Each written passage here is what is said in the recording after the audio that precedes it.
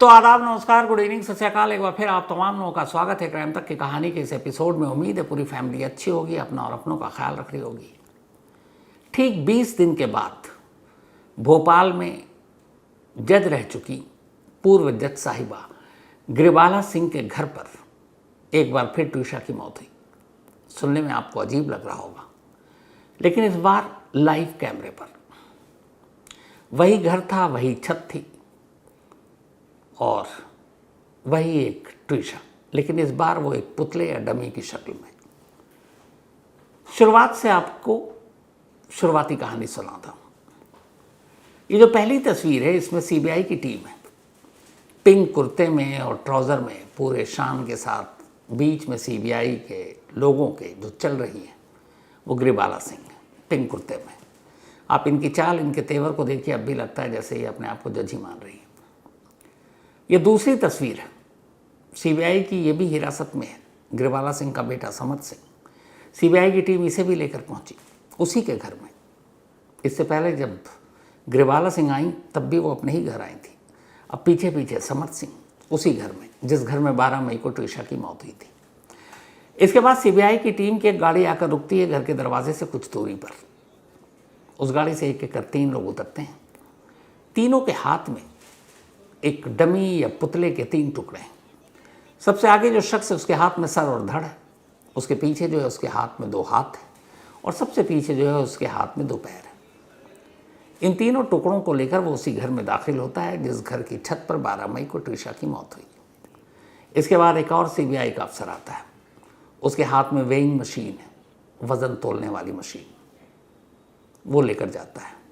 इसके बाद एक और टीम आती है, उनके हाथ में वेट प्लेट्स हैं।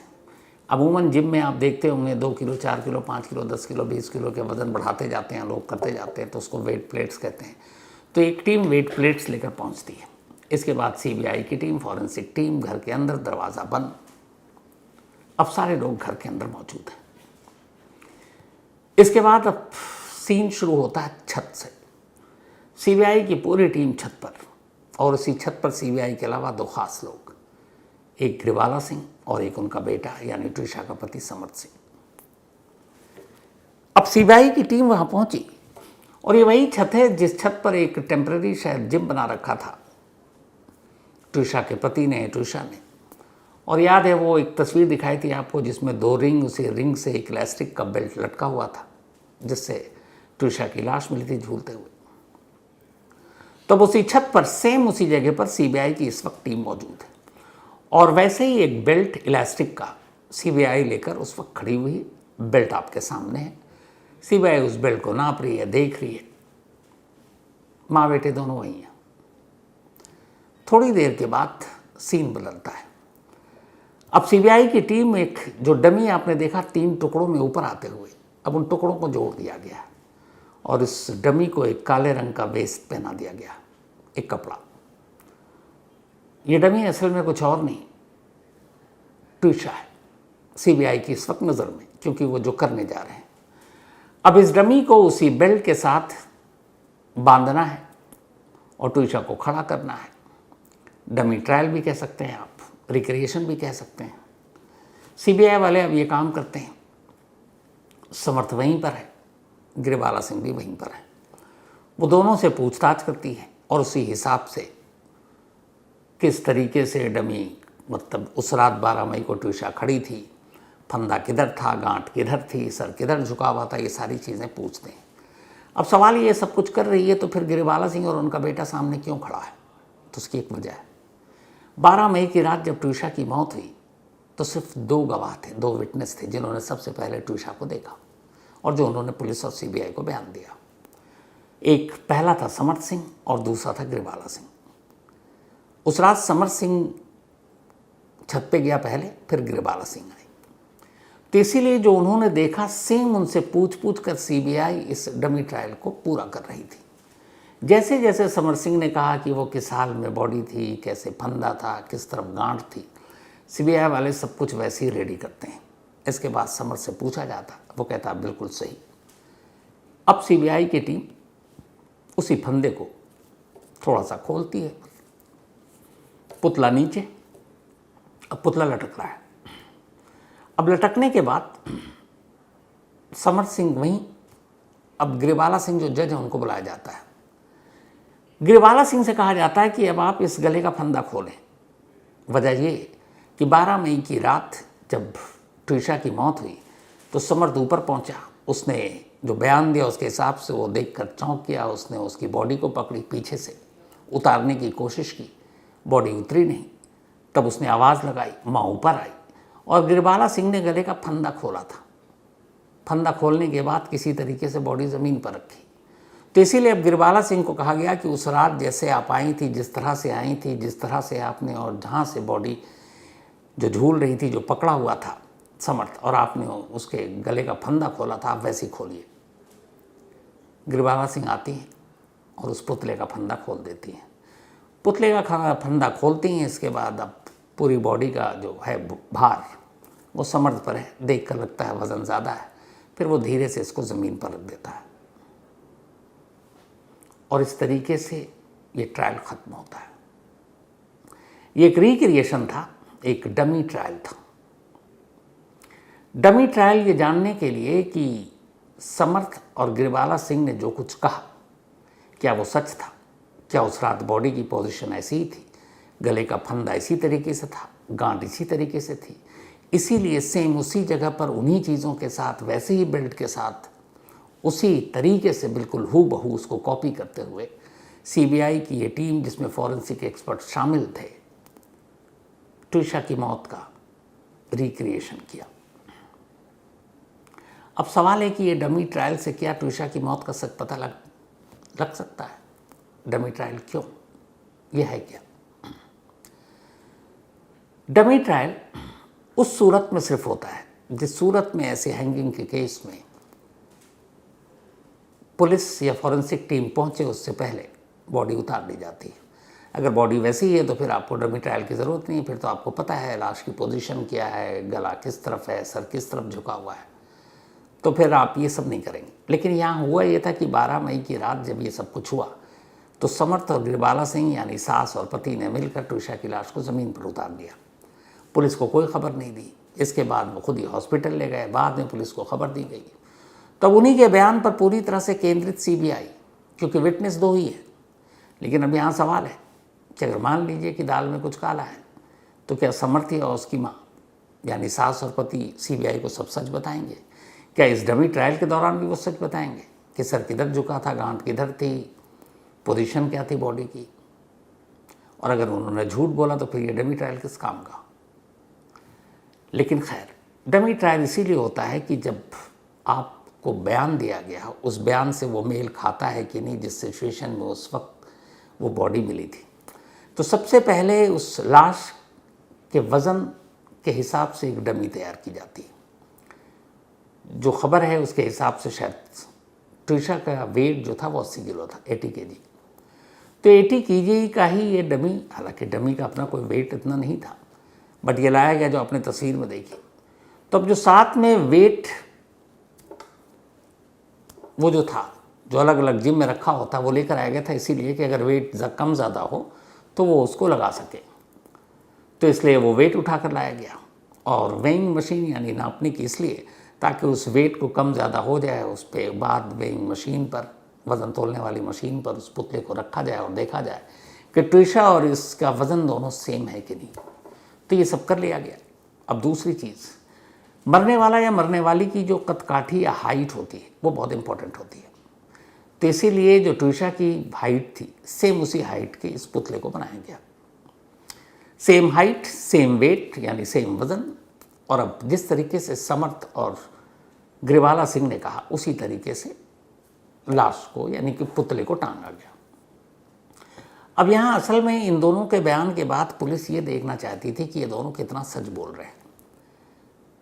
पूरी तरह से डमी ट्रायल या रिक्रिएशन से आप मौत की सच्चाई तक नहीं पहुंच सकते, लेकिन सामने वाला सच बोल रहा है या झूठ, कुछ चीज़ें ये बता सकती हैं आपको। कैसे? पुलिस ने पूछा कि समर्थ से जब आप आए तो सर किस तरफ झुका हुआ था, गले में जो फंदा था उसकी गांठ किस तरफ थी, पैर और ज़मीन के बीच में फासला कितना था, अब ये सारी चीज़ें बड़ी मायने रखती हैं। जब एक पुतले या किसी को भी गले में फंदा डाला जाता है तो जनरली वो सेंटर में टाइट करता है, लेकिन जैसे ही वो झूलता है तो फिर बॉडी का सारा वेट एक तरफ चला जाता है और जिस तरफ वेट जाता है फंदा उसी तरफ, मतलब वेट के अपोजिट साइड में खिंचता जाता है। तो अगर वेट राइट पे है तो फंदा जो टाइट होगा वो लेफ्ट में होगा। तो पहली चीज़ ये। दूसरा कि हमेशा बॉडी एक तरफ झुकी होगी, सर जिधर वेट ज़्यादा है उसकी तरफ वो चेहरा या सर थोड़ा सा झुका होगा, और जिधर गांठ है, फंदा है जो कसा गया है, उस तरफ कभी सर नहीं झुका होगा, उसके अपोजिट साइड में होगा। इसके अलावा 2-3 और चीज़ें हैं, वो खैर मेडिकल एग्जामिनेशन में या पोस्टमार्टम में पता चल जाता है कि जब ऐसा कोई शख्स जो खुद ही इस तरीके से झूलता है तो या तो स्टूल पास करता है, यूरिन पास करता है, या फिर वीर्य पास करता है, सीमन। ये चीज़ें पता चल जाती हैं। लेकिन अगर एक शख्स जिसको पहले से मारा गया हो, जिसका कत्ल किया गया हो, और उसके बाद आप उसको लाकर टांग दीजिए, तो ये 3-4 चीज़ें नहीं होंगी। अगर मारने के बाद उसको टांगा गया और ये दिखाया गया है कि ये खुद ही फंदे पे झूल गया, तो पहली चीज़ गांठ और गले का निशान ये अलग होगा, लिगेचर मार्क। दूसरी चीज़ वो गर्दन किस तरफ झुका होगा उसकी गारंटी नहीं। तीसरी चीज़ अगर उसकी मरते हुए आंखें बंद है तो बंद ही रहेंगी, लेकिन ऐसी सिचुएशन में जब कोई खुद फंदे पे झूलता है तो उसकी एक आंख या तो पूरी तरह से खुली होगी या थोड़ी सी खुली होगी, लेकिन खुली होगी। तो ये कुछ चीज़ें हैं जो मायने रखती हैं, और यही जानने की कोशिश, हालांकि एक बड़ा कई बार ये कहा जाता है कि ऐसा सिचुएशन जब किसी के सामने आता तो आदमी बदहवास भागता है और तब उसका ध्यान ये नहीं होता कि गर्दन किधर झुका है, आंखें खुली हैं, गांठ किधर है, ये सब नहीं। क्योंकि अगर कोई अपना है तो आदमी उस वक्त तो रोना धोना और वो आलम होता है कि ये सब छोटी छोटी चीज़ें कहाँ पकड़ेगा। लेकिन फिर भी ये पता करने के लिए कि ये वाकई सच बोल रहा है कि नहीं, ये डमी ट्रायल होता है। अब इस डमी ट्रायल को लेकर क्या नतीजे आते हैं, डमी ट्रायल वाकई कितना कारगर है और डमी ट्रायल में क्या क्या होता है। एक हमारे देश के बहुत जाने माने फॉरेंसिक एक्सपर्ट्स हैं।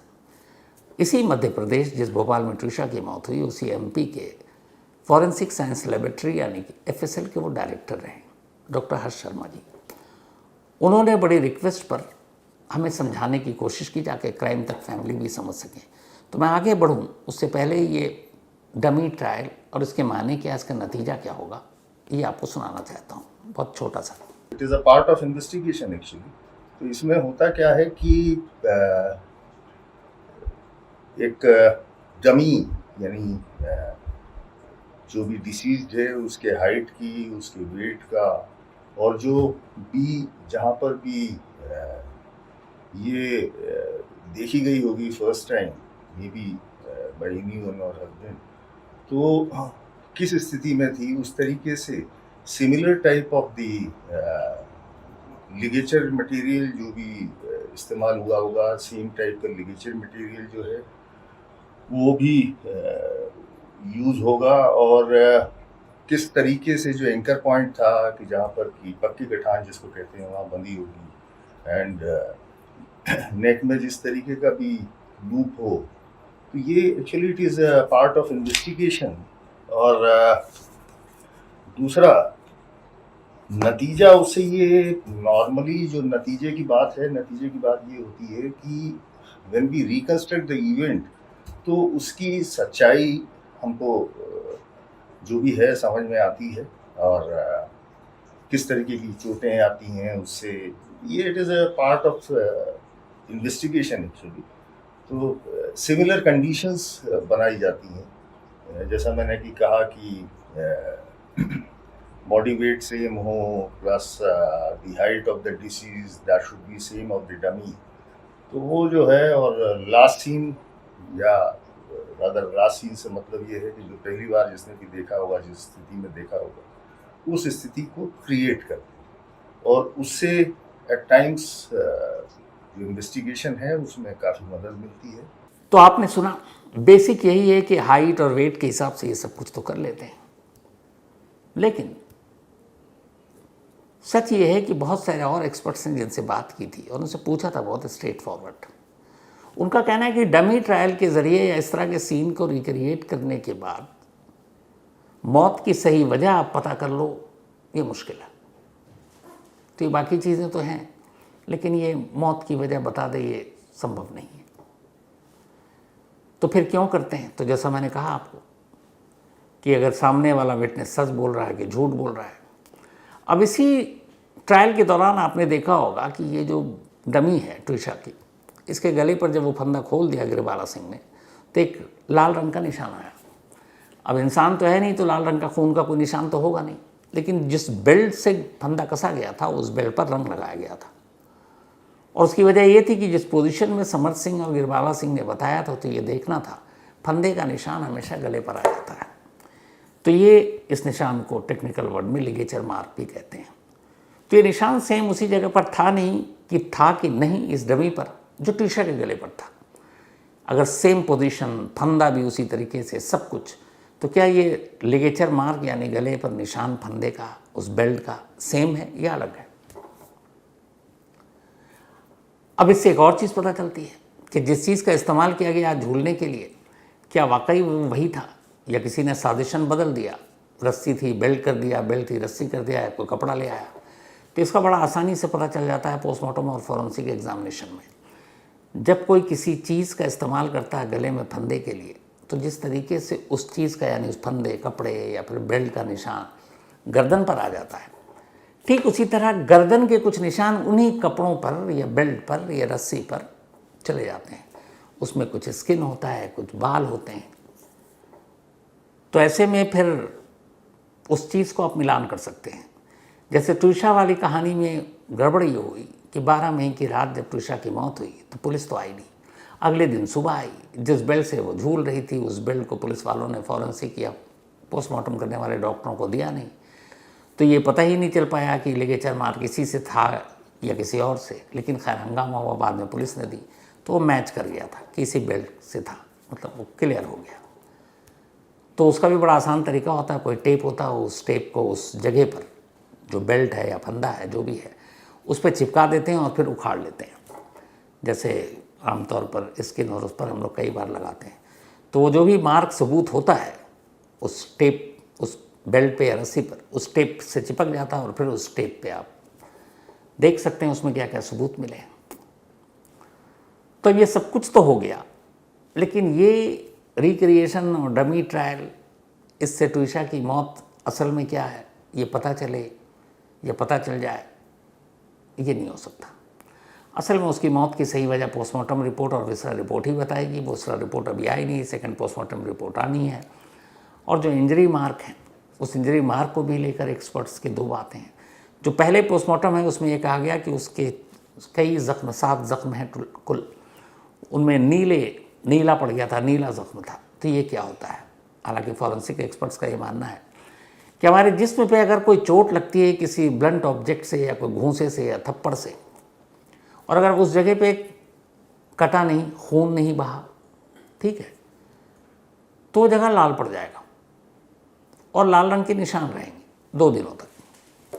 मतलब ऐसी चोट जिसमें कोई खून नहीं निकला हो, कोई कटा पिटा कुछ नहीं है, किसी ने जैसे थप्पड़ मार दिया, घूंसा मार दिया, तो वो उस जगह पे अगर लगा है तो फिर वो एक अंदरूनी चोट तो है, तो वहाँ पर लाल निशान दिखेंगे। लेकिन अगर 2 दिन बाद उसी निशान को देखेंगे, जैसे मुझे किसी ने आज मारा और परसों वही लाल रंग का निशान नीले रंग के निशान में बदल जाएगा आफ्टर 48 आवर्स। कई बार अब याद आता है मुझे, जब ये कहा तो आज मैं सोच रहा था कि हम लोगों को याद है बचपन में जब कुछ होता था, चोट लग गई, तो पहले यह था कि यार निशान पड़ गया। 2 दिन बाद एक शब्द कहा जाता था नील पड़ गया। अब समझ में आया कि वो नील पड़ना किसे कहते थे, वो नीला निशान हो जाता था। तो एक ऐसा चोट, एक ऐसा जख्म जो कटा पिटा नहीं है, ब्लड नहीं निकला है, वो लाल रंग का होगा जख्म का निशान, और 2 दिन बाद, 2 दिन पुराना जब वो जख्म होगा तो नीले रंग का हो जाएगा। तो ट्रिशा के मामले में भी इस नीले रंग के जख्म का जो है बताया गया था पोस्टमार्टम रिपोर्ट में। अब ये सारी कहानी तो हो गई। अब कमाल देखिए, वाकई भोपाल पुलिस के सीने पर सांप लौट रहा होगा। वजह बताता हूँ क्यों। आज से पहले खुद मैंने अपने करियर में कभी इस तरह के एक डेथ, जिसमें गले में फंदा कसना एक डमी को एक खिलौने के और फिर उसका रिक्रिएशन होना है, कभी लाइव विजुअल नहीं देखा। बड़े सारे केस हुए ऐसे, लाइव नहीं हुआ। आज हर चीज़ मीडिया के कैमरे पर था और सीबीआई वालों को पता था। जब गाड़ी आई और वो तीनों डमी के टुकड़े आए 3 हिस्सों में, घर के पास भी गाड़ी खड़ी कर सकती थी सीबीआई वाले, उन्होंने घर से दूर किया, कार से निकाला, लंबे पैदल चल कर लेकर आ रहे हैं, सामने मीडिया वाले खड़े हैं, आराम से रिकॉर्ड हो गया। इसके बाद वो घर की छत पर पहुंचते हैं। जिस छत पर ये रिक्रिएशन हो रहा था, ये डमी ट्रायल हो रहा था, उसके ठीक सामने एक छत है और उस छत को ढूंढ निकाला सारे मीडिया वालों ने और मीडिया वाले वहाँ खड़े हुए हैं।